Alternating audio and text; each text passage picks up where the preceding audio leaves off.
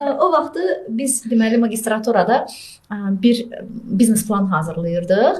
Müəllimimiz demişdi ki, hərə öz biznes planını təqdim etməlidir. Mənim də biznes planım Nazrin Music ki, belə bir şey olacaq. Təbii ki, hamı gülürdü. Yəni, amma əslində olan həyata keçirmişsiniz. Və onda demişdim ki, müəllim demişdi ki, oxu görüm nə bacarırsan, oxu görüm nə şey edirsən. Onda mən fikirləşmişdim ki, mən mahnı yazmışam, onun birinci sətrini yaza bilmirəm də.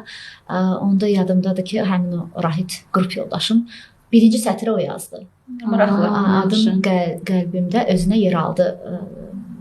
Bir xanımı sevirdi, ona görə yəni.